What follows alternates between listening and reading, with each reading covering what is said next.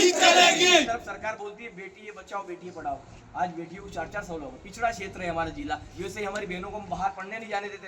शिक्षित लोग बहुत कम है, जैसे तैसे बेटियां पढ़ रही है, 4 साल हो गए हैं और इन लोगों ने इनका करियर भी खा गए, उनके पैसे भी खा गए, समय भी खा गए और अब हंस रहे हैं।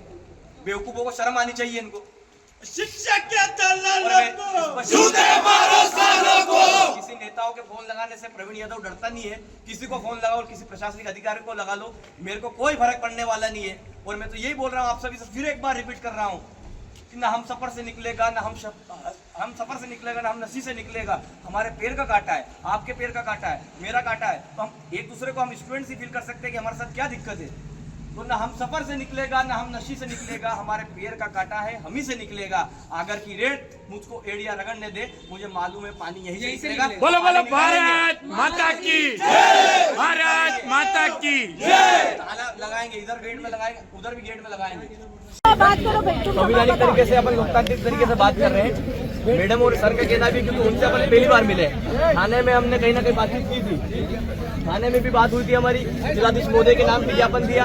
अभी भी हम बैठने के लिए तैयार हैं, मैं हम सभी साथ ही हैं, क्योंकि हम 50 जो हमारे स्टूडेंट्स उलझे हैं, इन सभी का भविष्य दाव पे, तो कहीं ना कहीं हम सभी प्रभावित हैं। हम सभी यहाँ बैठे हैं। अगर सर का कहना है कि 7 दिन का है, फिर हम वो 5 दिन की बात कर रहे हैं, लेकिन मेरा और हमारे स्टूडेंट की तरफ से मैडम 3 दिन से ज्यादा हो जाए तो 4 दिन, ये आप लिखित में दे दीजिए या फिर मौखिक बोल के दे दीजिए। उसके बाद मैडम फिर हमें अनुमति हो कि हाँ हम बैठे।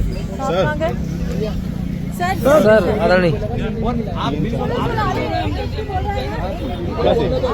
सर इनका कहना है कि 3 दिन नहीं बेटा, 3 दिन में वेट 3 दिन बहुत कम समय होता है, उसको हमको आपको पैसे दिलाने की बात करनी है। उसके खाते में पैसे हैं कि नहीं है, पैसे आएंगे क्या, के माध्यम से बात होगी, इसके लिए आपको 7 दिन का समय तो देना चाहिए। 7 दिन का समय बहुत कम होता है। तहसीलदार साहब का है, 4 दिन तो कम से कम आप तहसीलदार साहब का है। आपको 7 दिन समय दीजिए। आप भी यही है,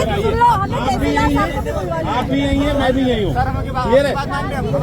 7 दिन का समय देना चाहिए, आप भी यही है, मैं भी यही हूँ। अगली बार आपको मुझे जवाब देना है, सभी हमको जवाब देना, सही बात है। तहसीलदार साहब को भी बुलवा लिया हमने। सर आपको मैंने पूरा विषय बताया जा रही सर, आपको भी पूरे विषय का ज्ञात है। कुल मिलाकर जुमलेबाजी कॉलेज वाले कर रहे हैं, हम सभी सर किसान वर्ग के लोग हैं। मैं खुद किसान का लड़का हूँ।